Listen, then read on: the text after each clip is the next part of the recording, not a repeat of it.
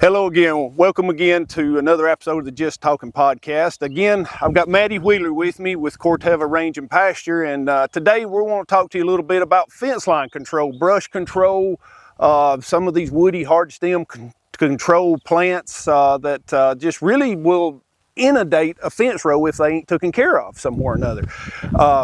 Maddie, thanks again for coming back and talking to us again, giving us some help. So we see here behind us, we've got a fence row that has just gotten overgrown and kind of took away. What do you think we can do to help control that? Yeah, absolutely. Well, thank you all so much for having me back out here. I know we spent a little bit of time talking about our broadleaf weeds and things like that earlier this spring, but as we get into the summer months, it's a great time to start tackling a lot of this woody stem stuff we see, right? We're getting that full leaf out on it. Great times to start with that control. And as we can see here, man, they'll really take over. They will. They'll take down infrastructure, drop fences, can cause issues in removing a lot of our available forage by taking up space. We look at some of these things out here that got big thorns on it. That'll damage equipment, right? Yeah, so absolutely. Important that we're starting to take control of a lot of these spaces, but it can be daunting when you walk out here and this is what you're seeing. Yes. Where do I even, That's huge right there. That's huge. It is. One bite at a time. One bite at a time. Our first bite is going to be identifying what we're going after and the best way to go after it. Similar to what we talked about with other weeds that we're going after, we need to make sure we're identifying what we're trying to control and pulling the right tools to do so. Okay. So as we're looking at some of this, I will quickly want to touch on a few different application methods. Okay. We're used to, like earlier in the spring, we talked about dry fertilizer impregnation with the Ultigraze system. Yep. A lot of folks are used to just general broadcast spraying. Well, when it comes to some of our woody stem, brush, and briars, there might be a few other treatment options I pull on. Okay. Some general broadcast spraying can provide us control, but sometimes we have to rely on what I would call an individual plant treatment. Sure. So that's coming in with either a foliar spot spray, which is mixing herbicide and water, coming in there, making that foliar application, having really good coverage on the plant here when we've got full leaf out. The other two we might look to is what we call a low volume basal bark or a cut stump treatment.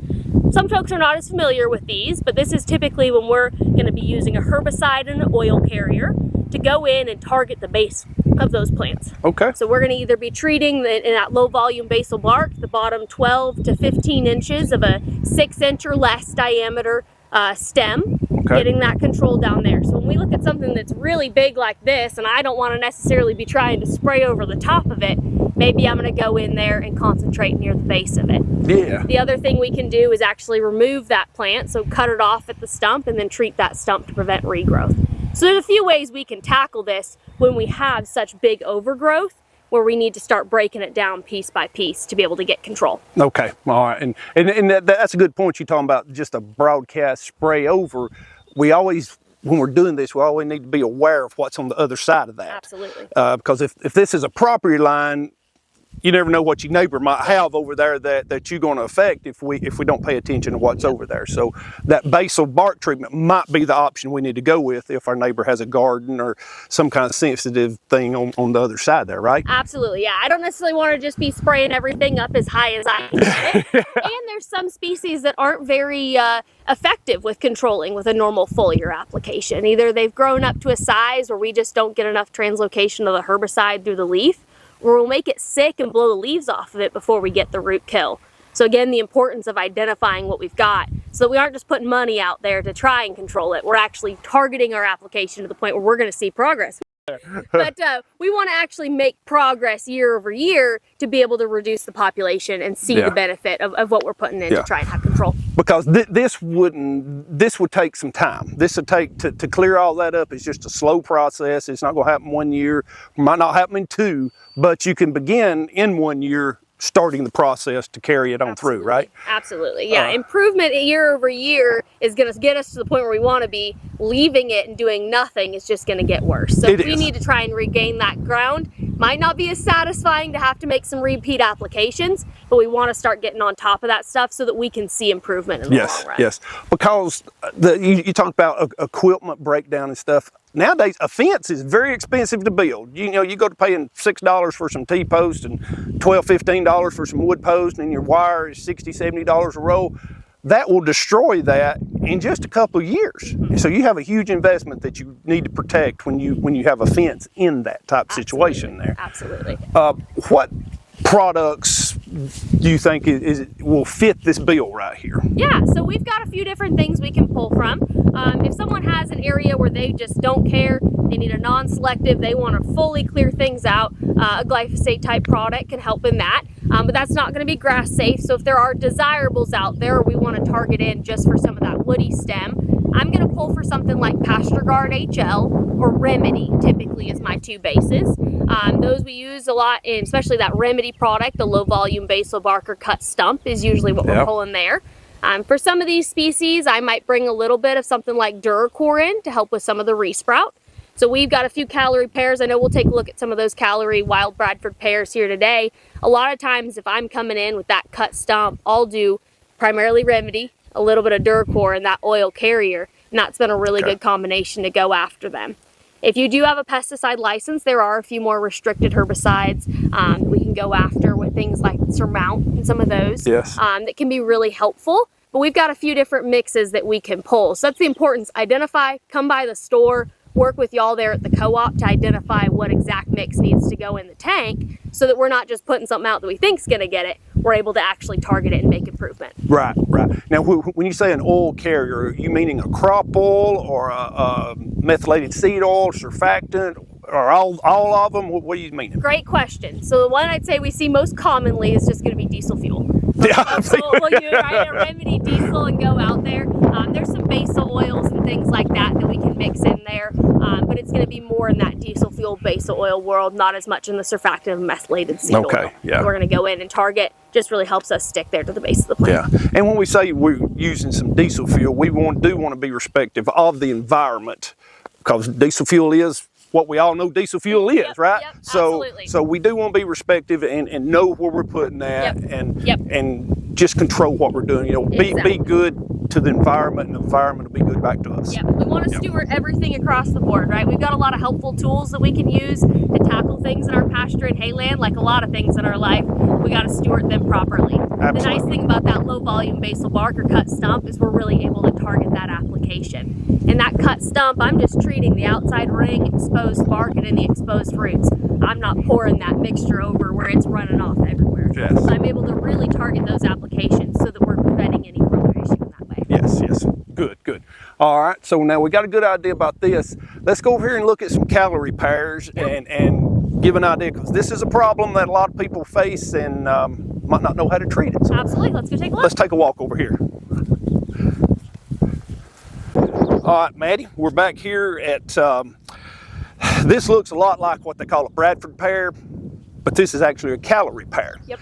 This one plant has these big old thorns in it that absolutely ruin tractor tires, truck tires. Once you get them in there, they ain't no getting them out.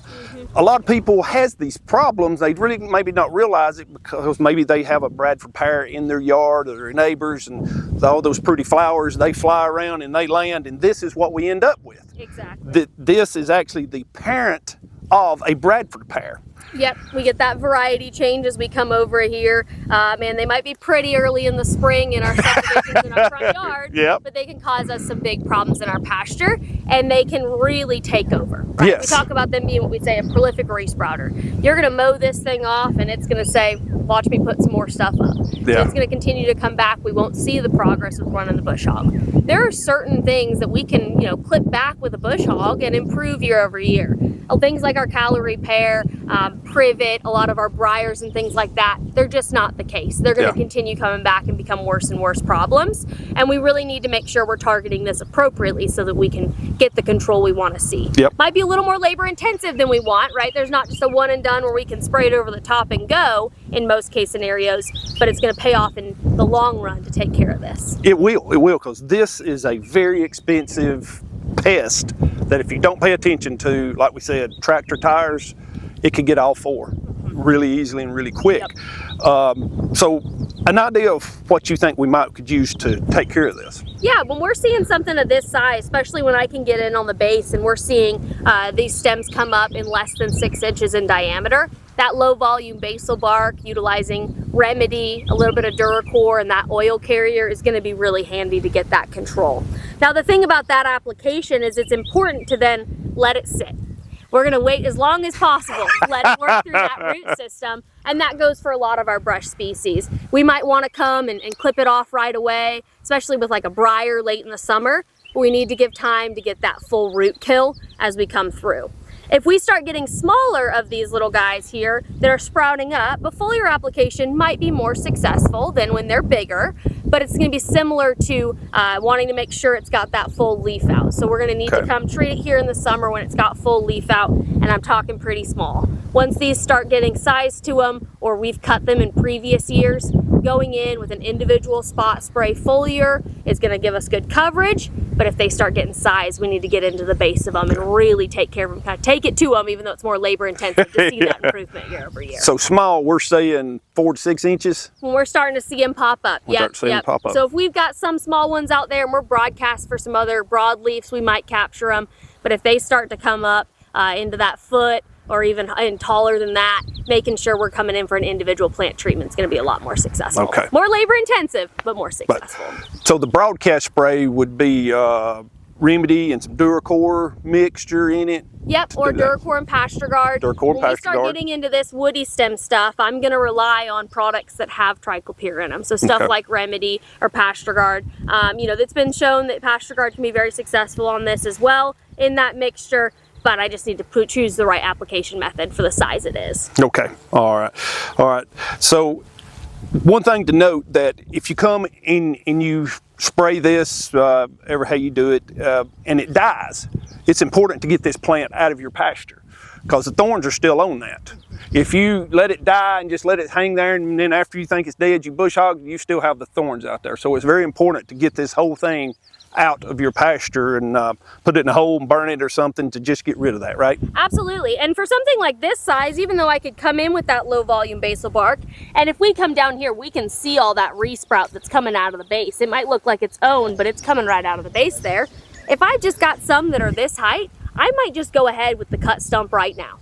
Clump it out there, treat those little, smaller stumps that are coming up, and then remove the mass for the exact reason so that we don't have these thorns out here. Yeah, okay, all right.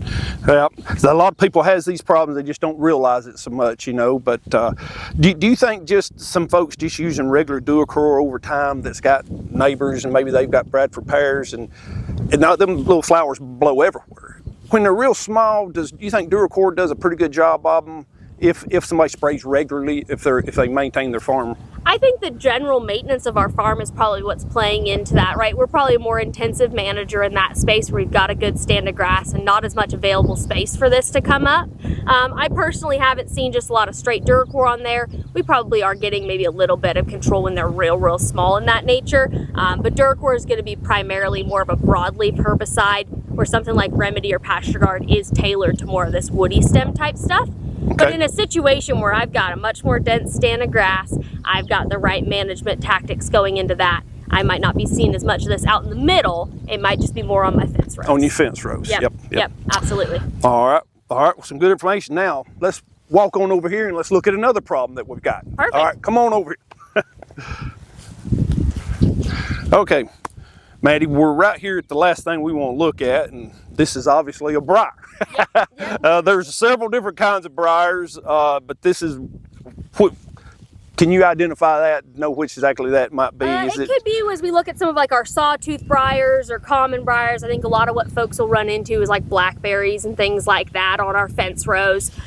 We can control them with the right timing is what I'll say. A lot of folks like, oh man, they're so hard to control. Timing is going to be imperative on a lot of these. Different to some of our other woody stem where I can get them earlier in the summer at full leaf out. I want to hit my briar actually more late summer, early fall. What's the reason for that?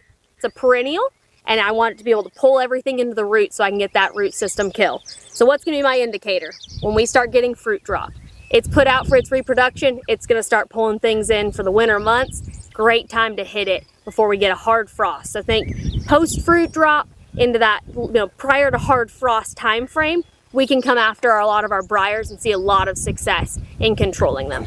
And these are just like we was talking about those calorie pears there.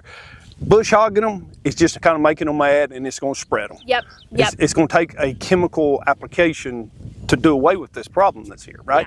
Yeah. It's one of our woody stem type problems that we look at needing to get that root kill. We can't clip it off enough to make it die. We have to penetrate into that root system. It's the importance of after application, letting it sit until at least the next season if you can.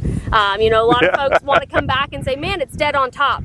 It's not always dead in the root system. Leave it be. Yeah. The other piece on that is if we mowed it recently, we need to have regrowth on it, and we're going to have a few years that we need to go after control if we've been cutting it for a few years. If these get big, it does take couple 3 years or so to get them under control. I mean, you can make great strides at it, but it's going to take a little while to make things happen. We're gonna, like we talked about earlier, we need to slowly start making those improvements year over year. It's not going to be a 10-year progress. Hopefully, we're not that bad, but it's not always going to be a one and done for a lot of these species, just so that we can see that continued eradication over time. Yeah, because this is grazing area. All these pear trees and this is taken away from food source for your herd, for your cows, and this is very difficult. I'd say they really don't want to graze anywhere around these things. I wouldn't want to stick my head under there either to try and get a bite of food, so we want to make sure we're eradicating those so they have full access to that ground and beautiful forage in front of them. Yep.